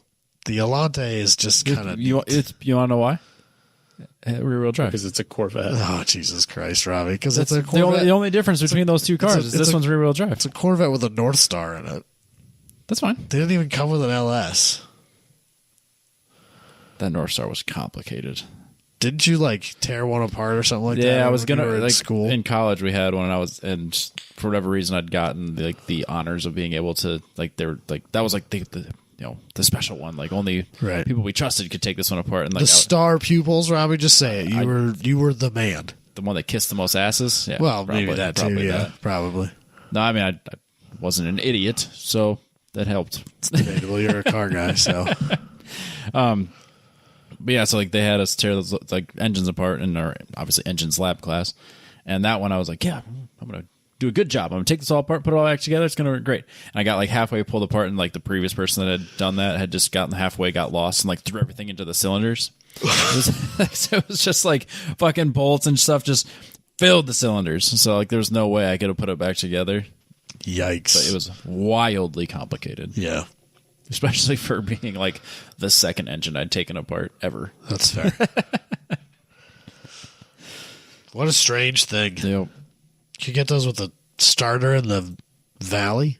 Is that car? Some of them. I don't know if they were all that way, I guess, but I know some North Stars had the starter in the valley. Yeah, I know that picture makes the rounds on like mechanic pages. Right. The anti-engineering pages, rather. Well, aren't they all? Fair. Well, it was such a bad idea that Toyota has it on their V8s still. Hey, if it fits and works. Well, now BMW puts the turbos in there, so Yeah. hot there V, was- Robbie. There was an engine that Cadillac did. That's what it's was- called. I'm in on the hot V. That's the way Duramaxes are too. So Yeah, there you go. That's a great title of the show. Hot V. hot V, yep. The XLRV Cadillac- could be described as a hot V. Yeah. Jesus Christ. Dusty, You did stuff. tell us about your truck adventures again. Round two. One more weird Cadillac note. Oh, Cadillac's God. high technology engine series had an aluminum block and cast iron heads. What the fuck? Okay. It was technically the predecessor to the North Star. weird. But yeah, from 82 to 95. Why would they do that? What an odd combination. Why would they do that? Yep. My dad has told me stories about these before. But Yeah. I just had to go look at them and see if I was crazy or not. I'm not. So yeah, to know. we went and did basically the same truck things we did a couple of weeks ago, or a month ago now. But at a but much we did bigger it. show. Yeah, just a couple weeks ago on the last show that we did. Yeah, it was like a week Yeah, ago. last week. Yeah, it was last last- show. Yeah, last week's show. So this time it was the C10 Nationals at Texas Motor Speedway. So it is a giant show with autocross, and then they also do like drag racing on pit road on Friday night, and have like a burnout contest and some other various things. So, yeah, gigantic show. They have like my dad's entry number. He registered on site on Thursday morning, like first thing, and his entry number was like 609. So like Sheesh. a ton of Chevy and GMC trucks, like to the point that I'm like, man, I really love Chevy and GMC trucks, but This is a little too far. I wouldn't mind seeing an F100. It's a variation. So and then the difference was this time we were able to do two drivers. So he went out by himself on Friday and made like 17 runs on the autocross on Friday. And then I came out on Saturday and I did like 12, I think, and he did probably 4 or 5. And Showed him up, I'm sure. Showed dear old dad how to drive. he was within like half a second of what I managed to do. Like he's come a long way the last couple of years. Nice. Like I've worked with him a decent amount, and and over the last couple of years, he's driven more than I have. He's autocrossed more than I have. And then he's run the truck a lot more than I have at this point. So he's got a lot better feel for it. And so like the course, it was out on the infield road course at TMS. So it was like you run kind of out at an angle and then go around a big sweeper and then just come back. So it's kind of just a big horseshoe shape with offsets and different stuff in it. So it's like pretty fast, offsets into like turning the sweeper into kind of just like a point that you drive out to and then make a hard turn back and then like slalom into a couple of tight offsets right before the finish. So there was like not a lot of strategizing it. It was just a matter of just like how much can you push the truck and how fast can you go and then still keep it together and keep like just try to cut distance everywhere. It's been like 2 months since I'd autocrossed yet again, and I could not get my crap together the entire time I was doing it. So, And with all those runs and all that, you guys haven't had any trouble with the truck? Like it stays cool and yeah, so you're not constantly working on it and all that? Like it's been So really he had- rock solid? So he fought with the power steering pump. I talked about that at the Pro Touring truck shootout. Yep, we gave you a way to fix that. It's So called money. Yeah, just spend money. Yeah. No problem. So And that's what you did? yeah, so he hit up turn one. Yeah, he did. Like the Monday whenever we got back. Yeah, he he had did. the pump on the truck by Thursday. That sounds about right. Yep. And then we also got a cooler from them too, a little CNR cooler that we mounted up up in front of the radiator. So I say he did all of it. It's a team effort. Yeah. He had a turn in his pocket. It's fine. I went up there like one day in the time that whenever he was doing the core on it, but I was messing with stuff on the Camaro. But so yeah, that pump is badass. Like the truck before, if you were just sitting still, like it just kind of felt kind of gravelly and angry whenever you would turn the wheel, and like you can just one finger the thing now, but it's still got like a really nice feel to it also, and it just doesn't care. It just goes. They're worth every penny. Robbie gets it. They're worth every penny. Yep. Yeah. Crazy. so yeah, like we started off and it's the autocross was run by Brian Finch, who was the one that put on the one at the shootout as well. So it's all of that same group of 72 trucks that sit like right down on the ground and have big fat forge lines on them, and they're just like they just work. And we're watching them on all these high speed offsets and everything, and they're just like there's just no roll, there's no squat, there's no like they're I don't know if it's just that he's got the spring and shock package on them like so dialed, or if it's that there's a vast difference in like their roll centers and stuff versus ours or what, but like in which our truck's still fairly soft overall, but it was like we did like 3 or 4 runs and I watched him go and I was just like, man, we just need to stiffen everything. Like we ended up putting like 4 clicks of compression, 4 clicks of rebound. It was like, we just got to tighten the thing up because it's just everything about this course was just transitions left to right. And it's just like,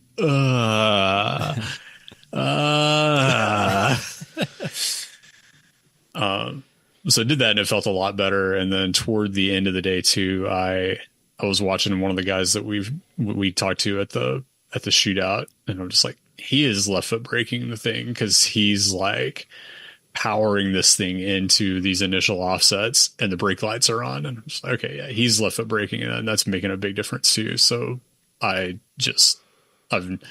never managed to successfully left foot brake on an autocross, but I just told myself I'm going to figure it out and did that. And it made a lot of difference just because like you get this big heavy truck and it's all of the movements just feel delayed. Well, whenever you are also adding in the delay from like off of the gas and onto the brake, whenever you're using 1 foot for all of it, you're adding that much more delay into everything. So like it felt way better to left foot brake it and just it be instant. So made a decent amount of progress on my feel for it. We're going to keep adding spring to it till it gets too stiff to be able to stand it going down the road. And it's Is it hard to change that stuff out on there? It's coilover, so it's just taking a couple bolts out and to pop it off. And he's changed. We're on our 3rd set of springs on the front, 2nd on the rear. And Progressively, go back through and progressively making it less comfortable on the road. Full race car. Yeah, that's the problem. Is that like they built a car that they want, and then they've taken it autocrossing a few times, and then they've kind of gotten their butts kicked by these trucks that are set up to basically exclusively do this. And now they're like, I mean, we could give up some of these creature comforts. We could change a few things here and there, and the next thing you know, it's going to be this awful vehicle he doesn't want to drive anymore. No, there's a medium there because it's still super like it's freaking plush going down the road right now. Like it's super nice. It rides way better than it ever did before. Says the guy who drives a lowered Z with some crazy coilover it's setup fine. on it. I mean, it's not like a brand new Cadillac by any stretch, but it's not unpleasant to drive. Like it's super nice. It's part of the experience anyway, to be a little bit uncomfortable. Yeah. I mean, so, and then all of that said, which yet again, we've done an event where there's no results posted, but by the live timing, he was like 3.5 or 4 seconds up on because the classes were split just by generation. So it was 67 to 72, 60 to 66 and on down. So he had there was 5 trucks in the 60 to 66 class. And he had like a 3.5 or 4 second advantage on Friday, and between the two of us and our combined times on there, we had about that same on Saturday. So like we won our class and we were within the really fast, like super throwdown, full on race truck type stuff was running 29s, like mid 29s. And I was running 31.7s. So like, it's not like it's like completely out of the ballpark, and the thing's got air and a full bed and it's all steel, all glass. They probably make a lot more power than you too. Yeah. Yeah. Like, so this truck that Robbie's got pulled up, that's this red one that's got arrow and stuff on it. That looks like there might be a blower on the top of that one. That one seems pretty serious. Yeah. So that is a truck that TCI is involved in some way. I don't know if they did the build on it or if it's just their chassis, but yeah, that car, the bedside, or that truck, it's a car. It's not a truck. Yeah. It's a tube chassis car with a truck with a truck body on it. It's super, super, super cool. Like there's not an area of it you can look at and not see something that has just a shitload of hours in it. It's wild. But yeah, blown, like LS9 type, some LS like factory style blower, dry sump, carbon fiber bedsides, carbon fiber front clip, like just full race interior, just all sheet metal, just crazy rear mount rad. Like everywhere you look on it is just something freaking cool. And yeah, I think he was the fastest of the day. On Friday they were fighting with some kind of electrical gremlins, and I think they got it sorted out because he might have actually gotten into the 28s too. But like just crazy fast for all of us just being in trucks, and then yeah, he was on another level.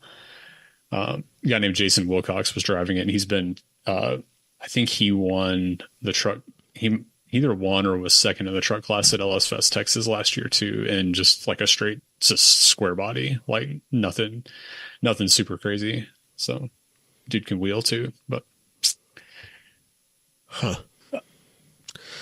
So this was more of a car show than what you had gone to before too, though, right? This had a much larger. This is kind of like a Good Guys for trucks. Yeah, it is. They're covering up like 2/3 of the infield. It's probably 3/4 the size of what Good Guys is down here. With the amount of show cars. So there's everything from super slammed old stuff to like 90s trucks. The next one in the truck. What's that? Monster trucks. A monster truck. Yeah, monster trucks. So the next one that was in that list is like brown and goldish two-tone OBS GMC with like a 24-inch deep dish wheel on the back and a LS of some kind with a high ram and an intercooler and a decent sized turbo on it with the hater pipe coming out the fender. Hell yeah. Because that's what we do. It's called C10 Nationals, but clearly it's any Chevy based truck. Yeah, it's all GM trucks of any generation. So C10 is just the catch-all name. Right. So, there's also, anytime you've got a bunch of slam trucks sitting around, you got to go and kind of laugh at some of the wheel fitment on them. So there's a white 64, 5 or 6 that I'm standing at a pretty solid angle to the side of it, and you can barely see the front wheel because it's like at least 6 inches inside the fender. It really is in there. That's not the one. That's too new. He said 60 something. That's a yeah. Well, but that's what you got to do to get the air ride. Yeah, I was going to say that one's tucked in there. That's what you got to do for the air ride, though. Let's see if I can find what you're talking about. You're looking at the one with the pink. Yeah, I was going to say that one's tucked in there. Yeah, so that is a truck that Roadster Shop did for Good Guys as a giveaway truck like the year before last, I think. Ah, there we go.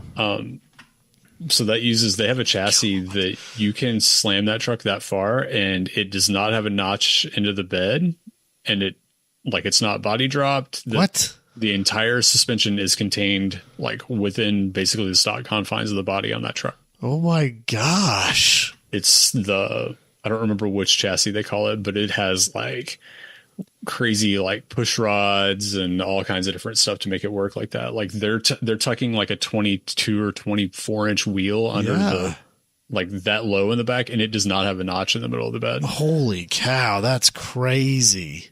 Yeah, it's like a $50,000 chassis or something like that, but wild. That's nuts. I feel like that axle center line's gotta be. Yeah, which it's independent, like, I'm pretty sure, in the rear. So that's a lot of it too. Okay. But still, that's nuts. And then, they did it's an LS, but they did it up all white, and it's got like the Edelbrock split like ProFlow old style air cleaner on a throttle body. They went all in on a like 80s, 90s retro style thing for it. That's really cool. Really well done, honestly. Well, it's Roadster Shop, so. Yep, they only do things one way. Yeah, clearly. That's really cool. So just after that, there was a Suburban. It's like a half-ton Suburban, but it has dually fenders on the back. And spiked lugs. And spiked lug nuts, bro. because I had to take a picture of it purely for Dalton. Right, yeah, because we have to take pictures. Anytime you see spiked lug nuts, you got to take a picture, send it to Dalton, because he loves them. there's nothing better than triggering Dalton. Yeah, and then a couple just straight up just slammed old dualies on semi-truck wheels, because, you know, that's what you got to do. Some these days. Alcoas. Is that what they're called? Alcoa? Yeah, Alcoas. Yep. And then, yeah, a straight up Blazer with just some. I think the tires were taller than me. They were the same height or a little bit taller than me. Big tractor tires. Yeah. I'm about that life. That would be fun. Like, I would love to go out and. I could enjoy that. I would love to go out and cruise a swamp with that guy. It would be cool. So those tires, the sidewalls were dry cracked to holy hell. Like he definitely just like found those out in a field somewhere and was like, "Yep, I'm building a truck around these." Yeah, that's probably true. And it doesn't get driven anywhere. It's got like Rockwell axles that are like the Planetaries, you know, with the axle mounted brakes and stuff. Like the wheels on that thing were just hoops, and they had like it had like laser or plasma cut centers that they just welded in. Like this, yeah, there was a lot of trick stuff on those big goofy redneck sucker. Like, I love it. I love it. Those axles have got to be really expensive, though. I don't, because they're just military surplus. Like, I suppose that's probably what they them. are, isn't it? It's probably not that bad if you can find them, I suppose. Yeah, they're just off of like the big, like 2.5 ton trucks, I think. Yeah, like a deuce and a half or whatever they are. Yeah. Huh. Weird. And then, like, to show the variety in the autocross, it's a really bad picture because I snapped it pretty quick, but long bed, stock height, square body with just some like Hankook equivalent of radial TAs on it. It's one of several just straight up old stock trucks that was autocrossing, which is pretty cool. See, you like to see it. Part of me like supports that, and like this particular one is fine, but I've also seen people try to do it with like 1 ton rigs. So there was a guy in front of my dad on Friday that was in a bone stock like 2005 Z71. Like SCCA would not have allowed this to happen because it was taller than it was wide. Oof, that's sketchy. Yep. Is this one of those helmets are optional events? Yes. It was a helmets optional event, yes. Okay, that tracks. So one of the cool things that they do, Finch is tied in with BFG pretty closely, and they do a deal called Share the Ride where people can just come up and sign a waiver and they just give them a helmet and stick them in a truck. So like all of Finch's guys that were there in those trucks made like 60 or 70 runs on the weekend because they would have like 4 or 5 trucks in a rotation, and they had like a secondary line in the grid where they just come up, get that person out, stick the next one in, and they would just feed in every other truck in the grid, and they're just hot lapping all day long and taking people. And it was genius. Like I saw so many people getting out of those trucks just laughing and so excited about it. Yeah. And it's like, we need that at autocrosses. Like you have no idea until you've ridden in a vehicle that's well driven. Yeah. You have no idea what's actually happening out there until you actually go and experience it. It's way faster in the car than it is outside of it. Absolutely. Well, that's like Grid Life with the drift grip taxi thing. Yeah. That's just like that first free hit. Yeah. And these little addicts are coming back 10 years from now. Yeah. Guaranteeing Grid Life continues. Yeah. Yeah, he knows. Gervais knows what he's doing. Gervais' not an idiot. No, he knows what he's doing. Yeah, for sure. Oh, yeah, just get in this line when we give you a helmet. Oh, come ride in this Honda Fit. How bad can it be? It'll be fine. He's goodbye from to your Chicago. 401k. He knows how to get somebody hooked on something. Jesus. But that's cool because it's yeah. hard to do. Like, a lot of local SCCA clubs are pretty resistant to that. I'm pretty sure the SCCA won't let you. Right. So SCCA here, you just have to sign a waiver and get a wristband, and then like our BMW club, it's just basically free reign if you want to get somebody in the car. Right. And then we have one club that charges $10 for a wristband for you to be able to ride, which makes absolutely no sense to me other than it being a money grab. So Yeah. Hey, man, something's got to pay Unless for the unless they got to pay for the insurance per person. But even then, it it's doesn't still make a money grab. Yeah, it doesn't make any sense to me at all. But it's also the club that I like under just absolute total desperation I will go run with. Otherwise, seat time's not worth it. Happens. Well, cool. Yeah, and then the last picture that's in there, you guys will appreciate because it's a 72 Chevy 3/4 ton with a snowplow on the front of it. Yeah, it looks like it's never been used. It's brand new. Because that makes sense in Texas. Did you know what that was when you saw it, or did you have to have I someone had to read the description. So that's a weird cattle pusher. Yeah, what is I've never that? seen Yeah. a cattle pusher that's quite like that one before. That's interesting. Jesus. That is odd that they even do that. That dude's got a hell of a cowboy hat. That is a wide hat. That's a big hat. That is all of 10 gallons. Yeah, I support that. One of the guys that we have, one of our underground crew foremen, has a cowboy hard hat, Nice. and I'm very jealous. We should get you one. I would. I don't have a cowboy hat, but I have a straw hat that I wear at events to keep the sun off my face. Yeah, well, and I as really one does. I really like that hat. That's fair. Maybe I need a cowboy hat. You need an Indiana Jones hat. If I ever, sure. no, that's Jabay. That's all Jabay. That's fair. But if I ever go to Texas, I feel like I have to get a cowboy hat. Well, it's a good thing that Grid Life will never go to Texas. Yep. There is that. There's no other tracks other than Coda in Texas. Everybody knows that. It is weird that a state that big only has one track. One racetrack. Yeah, it's strange. It's super strange. The only track here is the most expensive track in the world. Yeah. In the world. That's not even true. Not even close. Yeah, Gingerman's way more expensive if you want to run there in mid-June. Oof. It's rough these days, that's for sure. I did like Eagles Canyon, though. Eagles Canyon. Yeah, I liked it.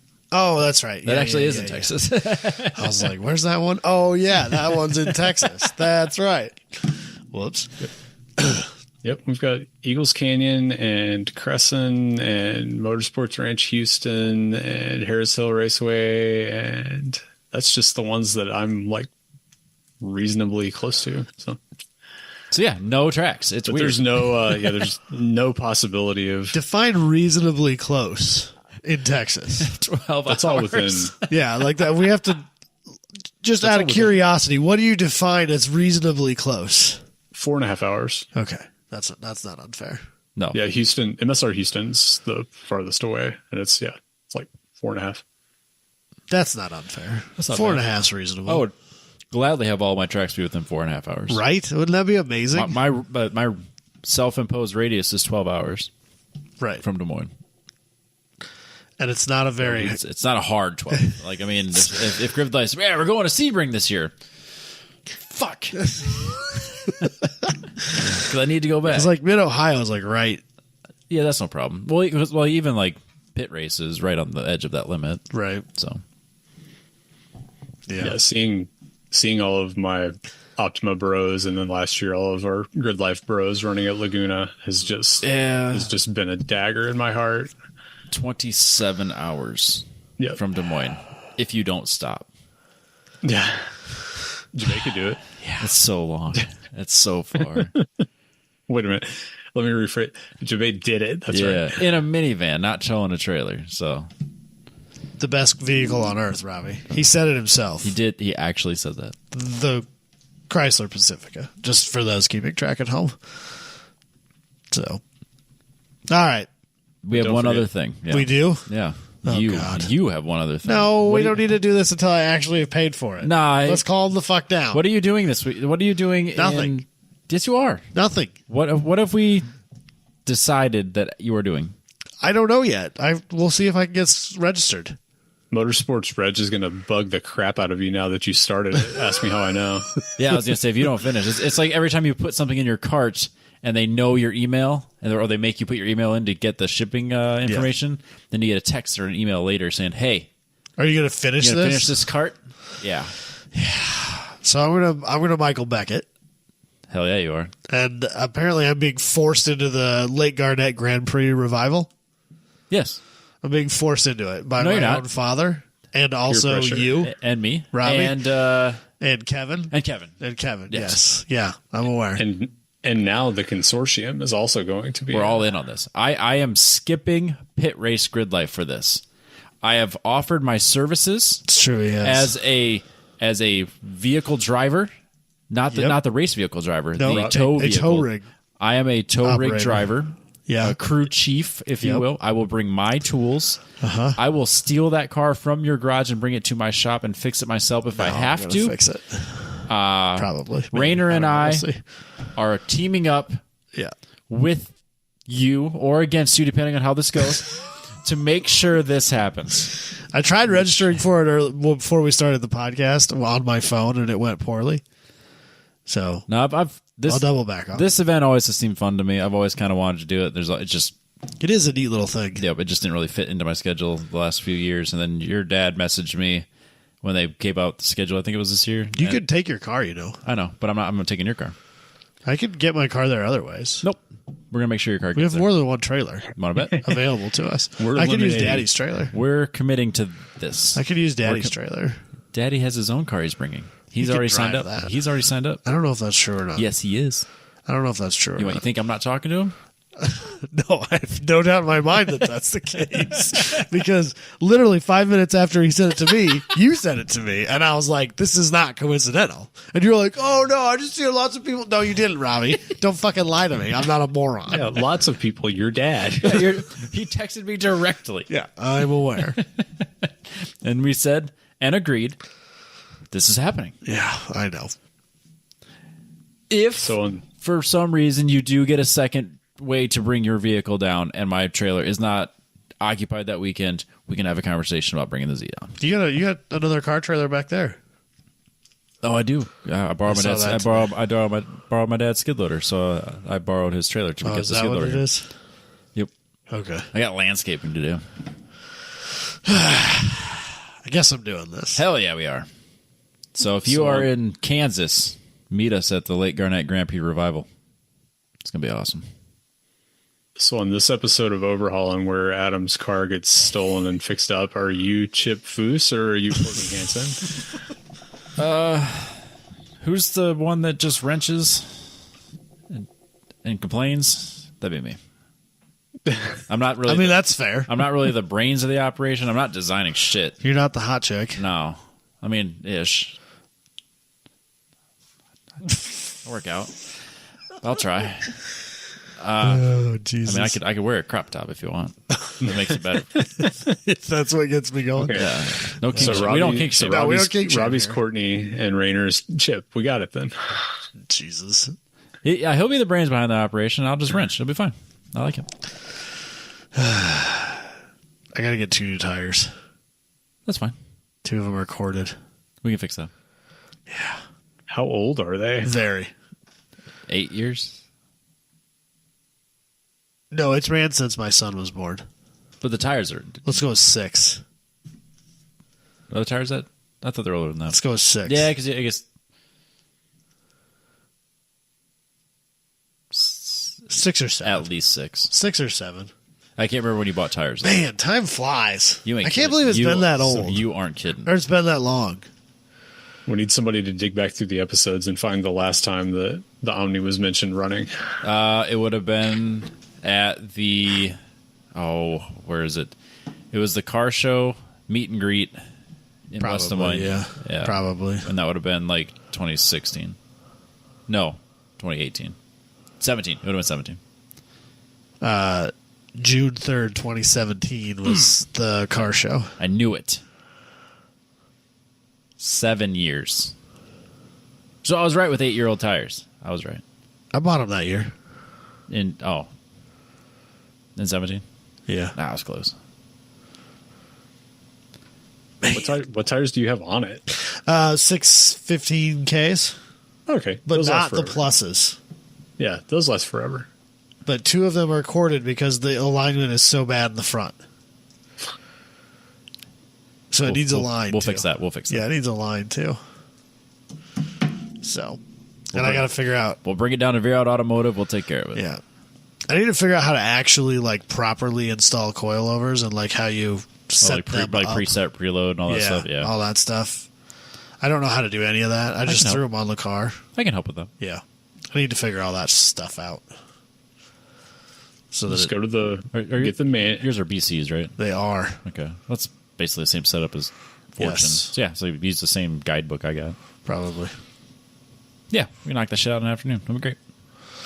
Yeah. I know. It's going to be a 1010s podcast meet at the Garnett Grand Prix Revival. It's going to be awesome. You know what we're going to do? You know what we should... Oh, shit. This is it. This is it. What, Robbie? We're going to order that full-size alligator, and we're going to smoke it at the event. I fucking love it. I really want to do an alligator, Let's do it. but I feel like we need to do that at Road America. No one's going to be at Road America. Everyone's going to be at Road America, except Dalton. All right, I'm in. Dusty's going. He said so earlier. That's right. If Dusty goes I'm going to all the Grid Life events. Yeah. You heard it here first. Why do you think I'm wearing the shirt? Yeah. Legitimately though, any event that we can get enough people to justify buying the whole alligator to have it cooked and smoked, I am all in on this. It's not that expensive. No, it's really not, and it'll feed like 10 people. Like, considering. No. I'm very down for an alligator. Yep. I kind of I'm want to legitimately not joking. just get a small one and just make it at home. It is delicious. I've never had alligator. There's 2 places in Des Moines you can get it. You can get it at Buzzard Billy's, but it's like not great. And then if you go to Uncle Buck's at that's that bowling alley restaurant thing next to Bass Pro Shop. Yep. Their alligator bites are actually delicious. Are they? Yes. Okay. I really want to go there. The bowling's weird because it's like glow bowl, but Yeah. like fishing, like it's like bowling in an aquarium. Yep. It's pretty sweet. Yep. And you pay by the hour, I think. I think there's a very real possibility that that's where we're going to have my son's birthday party next year because there's an arcade there too. Yep. And he thinks it's really cool. Yep, I would do that. And then while you're there, you can get Then alligator I get bites. alligator bites. Yep. Deal. Or next time I just go to Bass Pro Shop Yeah, either way. to get like a fishing Yeah, rod just- or yeah, whatever it is I'm doing. Yeah, you only had 6 or 7 in your truck tonight, so you probably need a new one. Yeah, absolutely. A whole skinned alligator from the Louisiana Crawfish Company is $543. Oh, No, we found the one way found cheaper was, than it was like that. 170. I got it saved. That's a medium though. Well, what size did you get? Large? This is Like an 11 footer? this one looks like it's taking up an entire picnic table. Yeah, we don't need that big a one. Medium's fine. But like if we're sharing it with I can't- people, We could do it like it's still not that bad. we could like do Whole it. skin alligator, creolefood.com. A medium is $137.99 right now. It's on sale. Yeah, see? Yeah, I don't know why this one's so expensive. That's only saying that's a 32 pound. This is a 32 pounds is a Louisiana lot. Crawfish Company. They're trying to rip people You off. can buy 1 pound No. fillets from them for $20, which I'm mildly tempted to do. Check the frozen food sections at Hy-Vee in Des Moines. Oh, really? There are some that have A frozen- whole skinned medium alligator is $137.99. A whole skinned large alligator is $184.99, and a small alligator is $114.99. I feel like we could easily make this happen at Lake Garnett. There's enough people going. Road America as well, but need someone to man the grill or woman the grill, whatever. Well, because E-Man said that his dad was coming, and he loves to cook. Yes, So that was why I was leaning towards Road America. I'll put my fair share of money towards that for Trying sure. to see how much this thing weighs. Weight will vary between 12 and 20 pounds. Feeds approximately 15 to 20 people. That's plenty. Yeah, I don't see any problem with that. No, I'm in. Yeah, make it happen. Road America. We'll smoke an alligator. Or grill it, whatever. Or we could make a fire pit and we could do it like a Hawaiian pig roast. I don't care. Somehow I doubt that they're going to want us to bury it in dig a hole and make a pit at Road Buried America. in the ground in the paddock, and then We could build probably a fire on we top could probably of it. get away with that at Gingerman. I don't know if we can get away with that at Road America. It's fine. What are you going to do? Kick us out? Yeah, probably. It's America's National Park of Speed. Yeah. They have fire pits at national parks. I'm going to be completely honest with you. I was really disappointed when I found out that it isn't actually a national park. It isn't? It's just a No, saying. that's just a saying. No. Liars. That's just what they call themselves. Couldn't they just go do the paperwork and make it official? I don't know. I feel like they should because it'd be pretty sweet, but it probably doesn't fit the National Park Services. Especially now. Yeah, Yeah.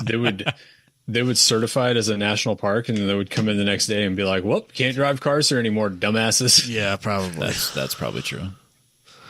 So I think we did a couple of Slip Angle shows. Yeah. I'm Yep, got to sneak that in. I know. cautiously excited about this whole Lake Garnett thing. You should be. It's going to be great. No one is more excited about this than the fans. I promise you. No, my dad is the most excited about it. Yep. The best part is that now Rainer and I are going to have like a constant text communication going on. So it's going to be great. It's just nothing but Adam shit talk. No, it's Pretty much, yeah. No, it's planning. It's planning. Pretty much. It's yeah. like one team. We're like a herd of elk with the same heartbeat. No one's gonna get that reference. I got the reference, Robbie. I was there for you. Thanks. Yeah, we'll wrap this up. No girls. What? No girls. What do you mean? They ruined the heartbeat. Oh yeah. Don't let them in. They'll ruin it. That's what that speech is about. Grind. It's a great movie. Go watch it. I was about to say I am so in the dark. No number two's on the bus. Yeah. No, it's in on the movie Grind. He's telling him like you're not allowed to go chase after this chick. You need to be with us and go skating with us. Yeah. So Adam needs to. We're gonna forget all the girls. We're just gonna focus on racing. That's not hard. Yeah, that's fine. We're gonna smoke alligators and we're gonna go racing. Also, it just happens to be at a lake, so if is- all else fails, I can just go fishing. There is that. I was about to say Robbie's going to be driving that Omni while Adam's just out. The problem is his that the hook. racetrack is around the lake, so I doubt they'll let me in it. There's got to be like Well, you gotta be, offshoots and stuff. but you got to be covert. You see how this part right here goes over the lake? Yeah. That means there's something below it. That's here. probably true. So behind Mule Shoe Corner, there's definitely Do you extra. think there's a track map on Speed Secrets? No, Oh, damn it. but you only have 148 days to get your car done. So no pressure. You think it's in Assetto Corsa? Hold on. No, let's shut the show down, Oh, Robbie. no, I need to know. It's not in Assetto Corsa. It's definitely not in Assetto Corsa. You'd be surprised what you I'd can be find in a setup. It's there. Oh my god! It's Hell yeah. actually there. Oh no, I think it's R Factor. No, it is. It's Assetto Corsa. Assetto Corsa. There's a movie of a race there. All right, so Oh my god, that's ridiculous. allow me to download that. All right, we'll wrap the show up. All right, We'll catch everybody next week. bye.